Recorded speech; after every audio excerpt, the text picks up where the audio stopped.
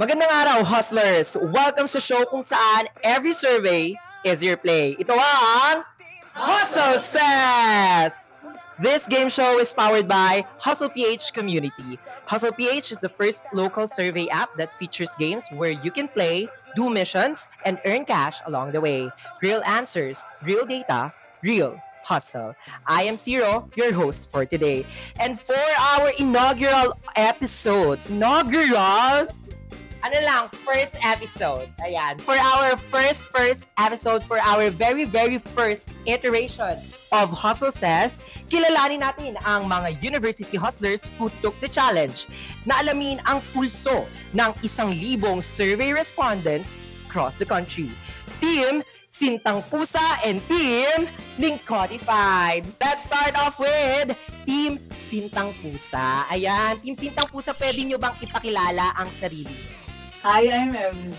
Hi, I'm Ray. And hi, I'm Nate. And we are Team Sintang Pusa. Yes!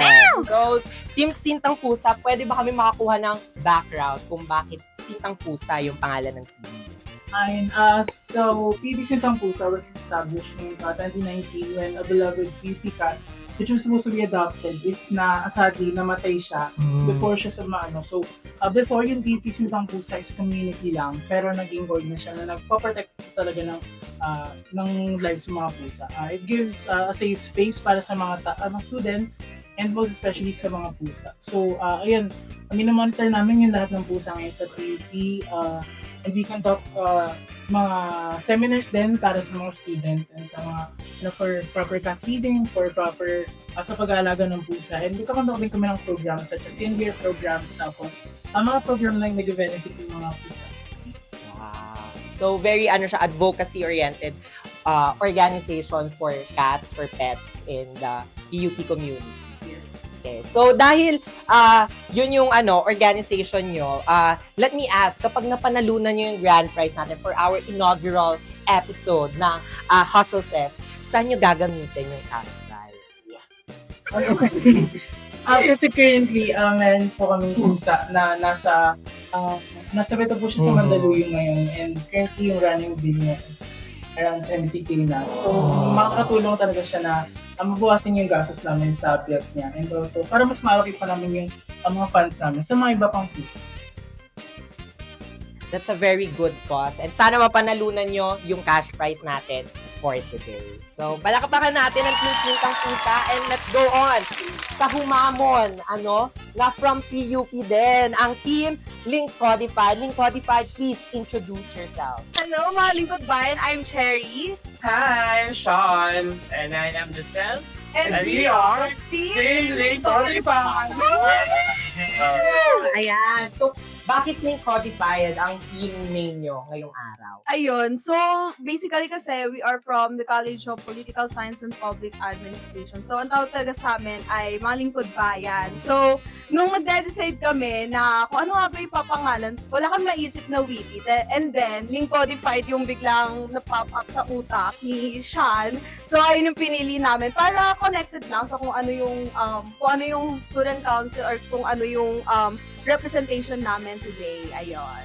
Okay. And dahil student council kayo, you spearhead projects, of course. So, sa tingin nyo, if na panalunan nyo yung cash prize, kayo yung maging unang winner ng ating Hustle Says episode, saan nyo gagamitin yung cash prize? Ayun. So, unang-una is yung mga project-based namin. Especially ngayon, meron kami kinoconduct na research colloquium na mga fourth-year students. So, pinaka-importante sa amin na hindi lang kami more on events na para lang igaod tong event na to. Kailangan yung events namin is kung ano yung magbe-benefit sa mga students. So, Research Colloquium is one of the event talaga, annual event of the Student Council na talagang hindi lang siya ino-open for the fourth years na mga graduating students and sila yung magpe-present eh. It's also a good platform, kumbaga, or initiative na kung saan yung mga estudyante ng lower years is makagain ng knowledge doon sa mga graduating seniors namin. Aside from that, marami-rami pa, which is, we also have our project this month, which is yung Women's Month namin. So, it's an annual event then of Student Council and even Pride Month. So, we want to yung CPSPA, hindi lang siya more on political side. We also advocate different, ayun, kagaya na lang din na we are also inclusive to the students inside our college. So, ayun po, thank you so much. Palakpakan naman natin, parang Project Field Council yung Team Lincodified. Kitang-kita natin ang winning spirit ng ating dalawang teams ngayon, very service-oriented sila for the cats, for the pet community, and for the people. So, wag na nating patagalin pa. Let's start with our first round. Pero paano nga ba sila maglalaro? Two teams of 3 members fight for the spot. The round is determined by the playing team that gets to answer the top or higher answer in the hustle board. The team with a higher value chooses hustle or hands off. Hustle, they play the round. Hands off, they give the challenge to the opposing team to complete the board. The playing team gets only 3 wrong answers before the other team gets a chance to steal all the points off the board. The team that garners the higher points in rounds 1 and 2 advances and gets to play the final round, the Wrong Crush. At para sa ating viewers, tumutok lang kayo dahil may chance na rin kayong manalo. Buksan ang Hustle PH app at maglalabas kami ng one survey-based question that you can answer and earn you a raffle draw. We will be announcing the winners after the first break.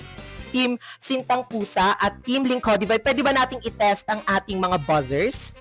Sige, Team Sintang Pusa. Perfect. And Team Lincodified? Okay, since ready na ang dalawa nating teams, let's start with round 1. Sinurvey namin ang 1,000 hustlers sa tanong ni Tita Honey na, bukod sa halo-halo, anong Pinoy summer dessert ang patok na patok? Team Sintang Pusa? Mais Kanyelo. Mais con yelo. Unlock the data. Wow! Ayan. Pero dahil ang goal natin ay makuha ang top answer, may chance pa ang Team Lincodified. Team Lincodified? Ice cream. Ice cream. Ang ice cream ba ay nasa hustle board? Unlock the data. Ice cream ang top answer. With that being said, Team Lincodified will have the chance to choose between hustle or hands off. Hustle! Okay, hustle. Since hustle, may pagkakataon na kumpletuhin ang survey board at makuha ang points for this round. So, ready na ba tayo, Team Lincodified? Of course! Okay, of course. Huwag niyo papalampasin to dahil parang nakatingin yung Team Sintang Pusa o abang-abang lang talaga sila sa exe. Okay, Team Lincodified. Other answers? Siyempre, ang lapit na, saging konyelo yan. Saging konyelo. Okay. Saging konyelo, nasa survey board ka ba? Ay, wala. Nako, may ngumiti dun sa kabilang team. May ngumiti. Parang nakuhanan ba natin yun?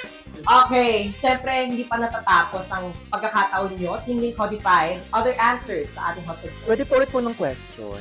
Okay, bukod sa halo-halo, anong Pinoy summer dessert ang patok na patok? Scramble! Scramble. Ang scramble nga ba ay nasa hustle board? Unlock the data. Ay, alright. Para Wala. malito yung data natin. Ayun. Okay, huwag kayo mag-alala. Dahil si ate yung sumagot kanina, baka maisalba niya ang inyong hustle board. Ayan, nag-huddle na ang ating kabilang team. It's all or nothing for Team Lincodified. What is your answer? Shake. Shake.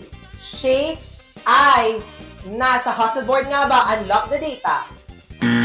Ay, at dahil dyan may pag-asa, ma-steal ng Team Sintang Pusa ang points ng ating hustle board. So, bago tayo kunin natin ang final answer nyo, ano yung mga napag-usapan nyo, yung mga sa tingin yung nandyan sa hustle board natin? Buko. Sagot ko lang. Sagot ko lang. Parehas. Parehas. So, dahil dyan, Team Sintang Pusa, ano ang inyong final answer? Ang final answer po namin is sagot gulaman. Sagot ko laman, sagot gulaman, nasa hustle board nga ba? Please unlock the data. Wala! Dahil dyan, ang points ng ating kaman ay mapupunta sa Team Lincodified! Yeah! Dahil hindi natapos ang ating hustle board, viewers, sa inyo na ang chance to win another prize. Viewers from across platform, comment down below kung ano sa tingin nyo ang tamang sagot na kukumpleto sa ating hustle board. Sa ating pagbabalik, we will reveal the answer and we will continue our second round.